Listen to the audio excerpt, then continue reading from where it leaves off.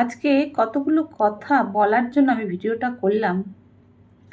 আমি দেখছি অনেকেই জানে রাজ্য সরকারের কর্তব্য কী কী, কেন্দ্র সরকারের কর্তব্য কী কী, কিন্তু এটা জানেন না যে একজন নাগরিকের কর্তব্য কী। এটা কেউ জানে না, জানলেও খুব কম মানুষ জানে।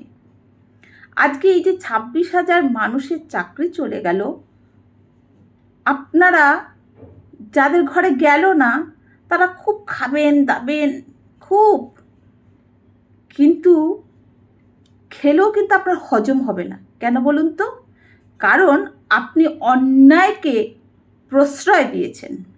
আজকে আমাকে যখন কেউ প্রশ্ন করে আপনি পলিটিক্যাল পোস্ট করেন কেন, কেন করি? ঠিক এই কারণে করি, কারণ আমি নাগরিক।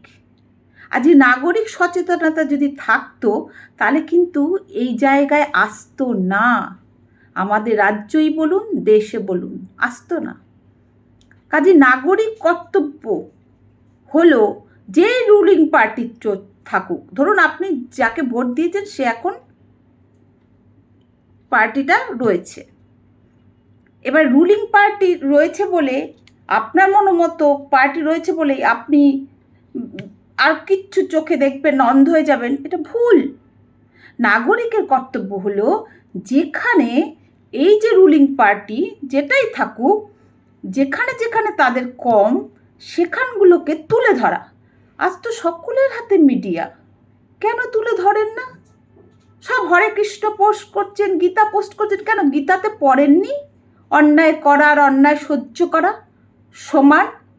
কেন গীতাতে ভগবান শ্রীকৃষ্ণ বলেন অর্জুনকে, অর্জুন তুমি যুদ্ধ করো, তোমাকে যুদ্ধ করতে হবে, অন্যায়কে তুমি বধ করো? পড়েননি? আবার বলেন আমরা গীতা গীতা গীতা গীতা, গীতা থেকে কি শিখলেন? নাগরিকের কর্তব্যটা পালন করুন, তাহলে কিন্তু এই যে সবার যে দুরবস্থা হচ্ছে দিন দিন, জাল ওষুধ সমস্ত কিছু, সব কিছুই মধ্যে আমাদের পতন, এইগুলো কাদের কষ্ট দিচ্ছে? আমাদের সাধারণ মানুষদের। তো ক্যাবিনেটে যারা আছে তারা কিন্তু কষ্ট পাবে না, পাবো আমি, আপনি কষ্ট পাবো। আজকে তিলোত্তমার কথাকে সবাই ভুলে গেল, আবার দেখবেন এই 26,000 চাকরির কথা যে এটাও বাতিল হয়ে যাবে, তাহলে কি থাকবে? আবার সেই বাংলা নিজের মেয়েকে চায় সেটাই থাকবে। থাকুক, সেটা আমার কথা না, কথা হলো নাগরিক কর্তব্য পালন করুন, অন্যায়কে অন্যায় বলুন, ন্যায়কে ন্যায় বলুন। আপনি সচেতন থাকলে সরকার সচেতন থাকবে, এটাই আমার বক্তব্য। মনে রাখবেন কথাটা। নমস্কার, ধন্যবাদ।